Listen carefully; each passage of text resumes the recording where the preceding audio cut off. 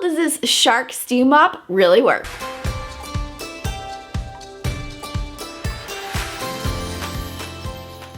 Hey everyone, I'm Coral and welcome to my channel. If you're new here, click that subscribe button down below and hit the bell for new videos every week. I am a total clean freak, and over the years I have collected and tried tons of different cleaning products and tools. This steam mop is something that I've had for several years. It's the Shark Professional Steam Pocket Mop in the model S3601. So today I'm going to share a review of this mop with you guys, talk about the accessories, the pros, the cons, the things that I like about it, as well as show you how to use it.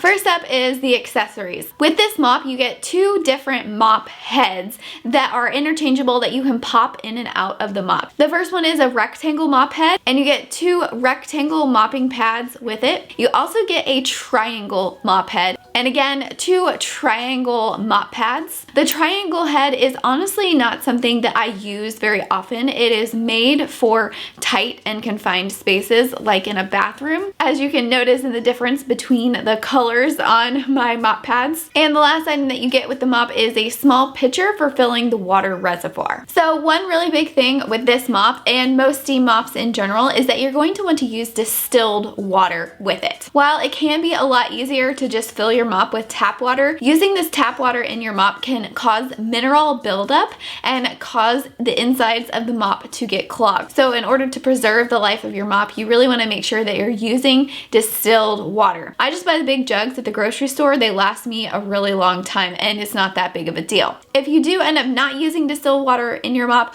or have an issue with clogging, there is one way that you can kind of work out a little bit of the debris and clogging in the mop. If you take off the mop head, there's a small little opening where the steam comes out. If you just take a paper clip and unfold it, then you can gently stick that into the opening where the steam comes out and clean out any clogs that might be in that part of the machine. One really nice thing that I love about this mop is that the mop pads are machine washable. So whenever you are done mopping up, all you have to do is just pop them into the washing machine. One big thing though is make sure the mop has had time to cool before you remove the mop pads, because there is steam going through these, and if you touch it right after you're done using it, you can burn yourself.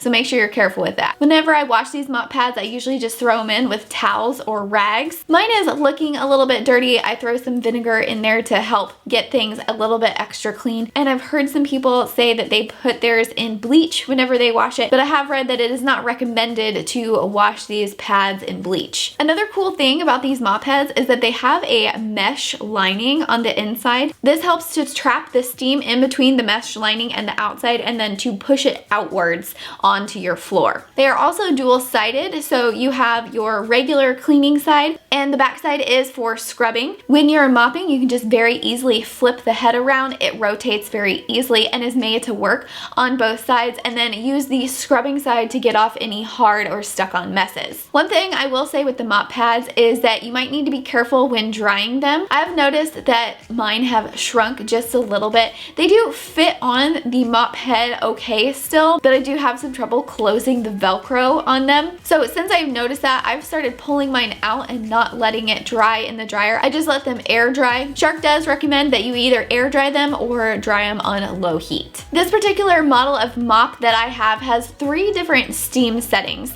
These steam settings control the volume of steam that is put out by the machine based on the type of cleaning and the type of floors that you have. The first steam setting is dust, and this is for light cleaning and steam dusting. It's good for delicate floors like hardwoods and laminates. Once you plug in the mop, the standby or steam control light will start blinking. To get to dust mode, just press the standby button one time. The next steam setting is mop, and this is good for everyday cleaning and floors like tile, marble, and linoleum. From standby, you will press the button 2 times to enter mop mode. Mop mode is what I use the majority of the time on our floors. We have tile floors throughout the majority of our house, and the mop setting puts out a good amount of steam and cleans up the floors really well. The last steam setting is scrub, and this is the one that is going to put out the most steam. This is good for stuck on or sticky messes. messes. But you want to be careful and only use this setting if you have durable floors like tile or stone. From standby, press the button 3 times to get to scrub mode. I do occasionally use this mode in our house on our tile floors when there's a room that is particularly dirty or I have a lot of mess or something has spilled on the floors. And sometimes when I'm using this mode, I will flip the mop head over and use the scrub side of the mop pad in order to help get anything up off the floor. After scrub mode, if you press the button 1 more time, it will take you back to standby mode. I think the thing that I love the most about this steam mop is that it cleans and sanitizes your floor without any harsh chemicals or cleaners. I'm the type of person that I love to create my own DIY cleaning products, and throughout most of our house, that's usually what I use. Most of the time in our house, I don't like to use any harsh chemicals or cleaners, with the exception of the bathroom, because I want to make sure that all of those germs are taken care of. With this mop, you are able to clean and sanitize your floor with just the steam alone. Absolutely love that, especially on the floor, because we walk around barefoot all over our floors, so we're not stepping in anything. And especially for our animals, we have 2 cats and a dog, and I feel a lot better with them walking around on a floor that I know doesn't have a lot of harsh chemicals.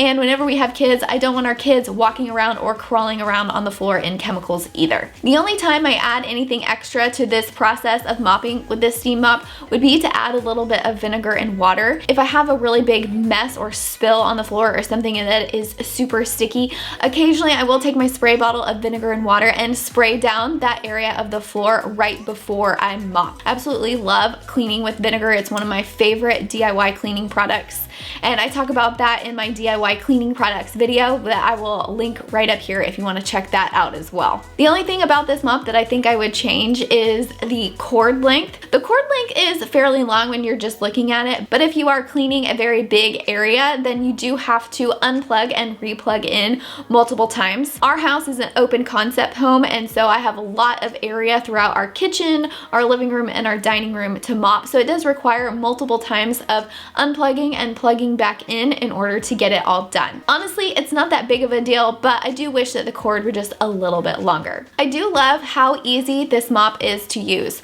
Once you fill the water tank with distilled water, all that you need to do is plug it in and select your steam setting. The machine will heat up in 30 seconds and you're ready to go. This mop really does glide along our floors very easily. Once that 30 seconds is up and the mop is heated up and the mop pad starts to get some moisture in it, it is so easy to just push it along the floors and start cleaning up. And it gets the floor sparkling clean and looks so good. I have seen some people complain that the water tank is a little bit small. Honestly, that doesn't really bother me. I do have to fill it up a couple of times while I'm mopping, but it's not that big of a deal, and honestly, I don't want it huge because I don't want it in the way and I don't want it to be really heavy when I'm mopping. The mop is really light and easy to move whenever you are mopping your floors. The mop does make a little bit of a gurgling sound when it does get to the bottom of the water tank, so that lets you know before you run out of water that it's time to refill it. Overall, this mop really gets the job done.